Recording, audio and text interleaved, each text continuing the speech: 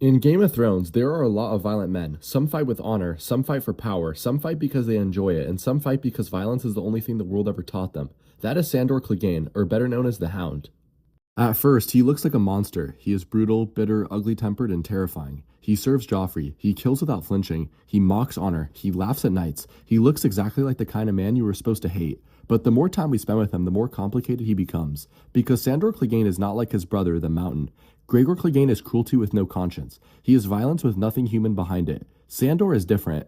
He is violent and damaged. He has done terrible things, but underneath all the anger, all the insults, all the blood and brutality, there is still a person in there. That is what makes the Hound one of the best characters in Game of Thrones. He is not a clean hero. He is not some perfect redemption story. He is not suddenly fixed because he helps a few people. He is a broken man, but he still has a soul. To understand the Hound, you have to start with his brother. Sandor Clegane's entire life is shaped by Gregor Clegane, the Mountain. When they were boys, Sandor took one of Gregor's toys. Not land, not power, not anything that actually mattered. A toy. And Gregor responded by shoving Sandor's face into a fire. That moment defined Sandor forever.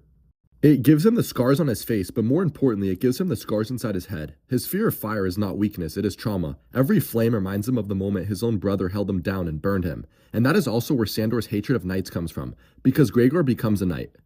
The man who mutilated him, the man who ruined his life, gets called Sir Gregor. That tells Sandor everything he needs to know about the world. To him, knighthood is a lie. People talk about honor, vows, protecting the innocent, and serving something greater than yourself. But Sandor knows better. A monster can wear armor. A monster can be knighted. A monster can be protected by powerful people as long as he is useful. That is why Sandor hates the songs, the pretty stories, and the romantic idea of knights. He has seen what is underneath, and what is underneath is ugly. When we first meet Sandor, he is serving House Lannister, specifically Joffrey, and that is important because at first it makes him look like one of the villains. He is Joffrey's bodyguard, his enforcer, his attack dog. The nickname the Hound fits because that is how people treat him. He is not expected to be noble. He is expected to obey, intimidate, and kill, and early on, that is exactly what he does. One of the darkest examples is when he kills Micah, the butcher's boy. Micah is innocent. He is just a kid who gets caught in the middle of Joffrey's lie after the incident with Arya and Nymeria. Sandor kills him because that is the order, and when he explains it, he does not try to make it sound better. He says the boy ran. That line is cold, it is disgusting, and the show does not let us forget that Sandor has blood on his hands. That is what makes him interesting. The Hound is not secretly innocent. He is not a misunderstood nice guy who just needs a hug. He has done terrible things and the story knows that. But even in those early seasons, there are cracks in the monster image. Because Sandor may serve Joffrey, but he is not Joffrey. Joffrey enjoys cruelty. He likes humiliation. He likes making people suffer because it makes him feel powerful. Sandor is brutal, but he is not sadistic in the same way. He does not dress up cruelty as justice. He does not pretend the world is good. He sees the world as rotten, and he has decided the only way to survive is become harder than everything around him. That is not noble, but it is human. One of the first people who starts to reveal Sandor's humanity is Sansa Stark. At King's Landing, Sansa is trapped in a nightmare. She is surrounded by people who smile while politely hurting her. Joffrey abuses her. Cersei manipulates her. The court watches her suffer and does nothing. And then there is the Hound. He is terrifying. He is rude to her. He does not speak gently. He does not offer comforting lies. But weirdly, he is one of the few people in King's Landing who is honest with her. He tells her the world is not like the songs. He tells her knights are killers. He tells her the pretty stories she believes are not real. And even though he says it harshly, there's something protective underneath it. He saves her during the riot in King's Landing. When the crowd turns violent, Sandor is the one who goes after her and brings her back. That matters, because the Hound claims he does not care. He acts like compassion is stupid. He acts like the world is nothing but killers and victims. But then he keeps helping people who cannot protect themselves. That contradiction is the heart of his character. Sandor wants to believe he is only a killer because that is easier. If he is just a monster, then he does not have to feel guilt. He does not have to admit that there is still a decent part of him buried under all that anger. But he does care, and that is what makes him angry. The Battle of Blackwater is one of the most important moments for Sandor. Up to this point, he has built his whole identity around being fearless. He is the Hound, he is dangerous, he is the man other people are afraid of. But at Blackwater, that image breaks. When the wildfire explodes, Sandor is overwhelmed. The green fire, the screaming, the burning men, it sends him right back to his childhood. He is not a warrior in that moment. He is a burned little boy again, and he runs. That is important because it shows us that Sandor's fear is stronger than his pride. He can face swords, armies, and pain, but fire cuts through the armor he has built around himself. He abandons the battle. He tells Joffrey where to shove his Kingsguard, and in that moment, Sandor finally rejects the role he has been playing. He is done being Joffrey's dog. This is also when he goes to Sansa and offers her to take her away from King's Landing. Now, this scene is complicated. He is drunk, traumatized, and frightening, but underneath all of that, there is still something real there. He knows King's Landing is a cage. He knows what will happen to Sansa if she stays. And even though he does not know how to be gentle, part of him wants to save her. Again, Sandor is not clean. He is not soft. He is not suddenly a hero, but he is not empty. There is still a soul in him, even if he does not know what to do with it. After Blackwater, Sandor's story becomes tied to Arya Stark, and this is where his character really starts to deepen. At first, their relationship is hostile. Arya hates him, and honestly, she has every reason to. He killed Micah, he served the Lannisters, he represents a lot of what she despises. Sandor does not pretend otherwise. He knows she hates him, he knows she wants him dead, and in a weird way, he almost respects it. Arya does not hide behind politeness. She does not pretend the world is prettier than it is. She sees violence clearly. That is something Sandor understands. But as they travel together, their relationship changes. He kidnaps her because he wants ransom. That is the practical reason. He plans to sell her back to her family because in Sandor's world, survival comes first. But over time, he becomes something else. Not a father exactly, not a friend exactly, more like a brutal protector. He teaches Arya the truth of the world in the only language he knows. He teaches her that people lie, justice does not always come, and survival often means being harder than the people trying to hurt you. But Arya affects him too, because Arya forces Sandor to face the fact that he is not as dead inside as he wants to believe.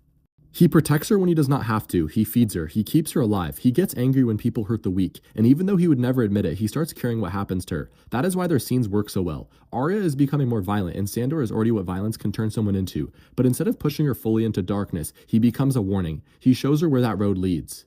Eventually, Sandor and Arya run into Brienne of Tarth, and this fight is one of the best in the show because both characters are trying to protect Arya. Brienne sees Sandor as a threat. From her perspective, that makes sense. He is a violent man traveling with a young girl who clearly does not trust him. Sandor sees Brienne as another knight pretending to be noble. He has spent his whole life hating knights, so when Brienne says she swore an oath to protect Arya, he does not believe her. The tragedy is both of them actually care.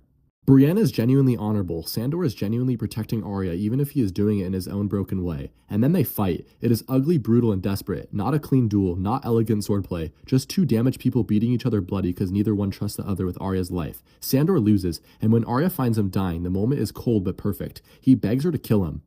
At first, he tries to provoke her. He reminds her of Micah. He reminds her of all the reasons she hates him. He wants death but cannot ask for mercy directly, so he turns it into cruelty. But Arya does not kill him. She takes his money and leaves him there. That moment hurts because Sandor is finally powerless. The man who survived by being feared is now lying broken on the ground, begging a child to end his pain. And Arya walks away. For Sandor, that is the closest thing to death before his actual death. The Hound is gone, at least for a while. When Sandor returns, he is with a small peaceful community led by Brother Ray, and this part of his story is important because it shows us what Sandor could have been in another life. For a short time, he is not the Hound, he is just Sandor. He cuts wood, he helps build, he lives among people who are not using him as a weapon. Brother Ray sees through him but does not judge him only by his worst actions. This is one of the few times Sandor gets a glimpse of peace. And for a moment, it looks like maybe he can live differently, but this is Game of Thrones, so peace does not last. The community is slaughtered, Brother Ray is hanged, the people Sandor was living with are murdered by violent men who see kindness as weakness, and that breaks something open in him again, but this time his violence is different. Before, Sandor killed because he was ordered to, paid to, or trying to survive. Now he kills because innocent people were murdered. It is not pure justice, it is still bloody revenge. But there is a moral line there that Sandor did not seem to have before. He is still violent, but now his violence has direction. That is part of his growth. Sandor does not become a saint, that would feel fake, but he starts to choose where his violence goes, and in this world, that matters. Later, Sandor joins the Brotherhood without banners. This is ironic because he has spent most of his life mocking belief, religion, and purpose, but through them he gets pulled into something bigger than himself. He sees visions in the flames. That is a huge moment because fire has always been his deepest fear. Fire is the thing that scared him. Fire is the thing that makes him lose control. But now he looks into the flames and sees the wall, the dead, and the real war coming. That does not magically cure him, but it forces him to face the thing that has haunted him his entire life, and that is one of the quieter pieces of growth in Sandor's arc. He does not become fearless, he becomes willing to act even while afraid. That is much more interesting. At the frozen lake beyond the wall, we see this again. Sandor still struggles, he still panics when fire is involved, but he fights, he protects, he survives. The Hound is still the Hound, but now he is fighting for something that actually matters. Not Joffrey, not money, not revenge alone, the living.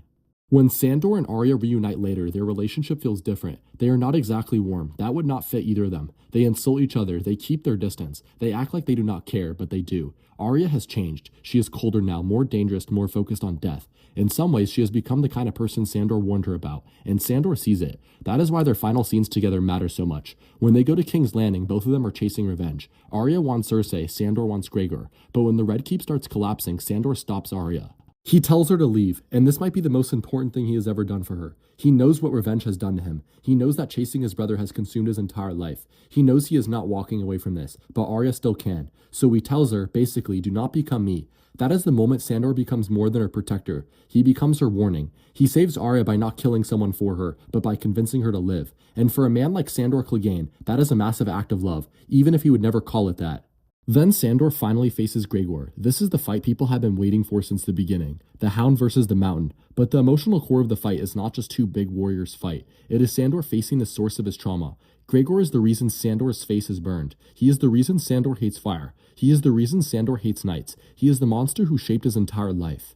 And by the end of the show, Gregor is barely human anymore. He is the silent undead thing serving Cersei. In a way, he has become physically what he always was morally, a monster with almost nothing human left. Sandor knows he cannot beat him like a normal man. He stabs him, he wounds him, he drives a blade through him, and Gregor keeps coming. That is when Sandor understands the truth. This was never going to end with him simply winning a duel. The only way to end Gregor is to drag him down completely, and that is what he does.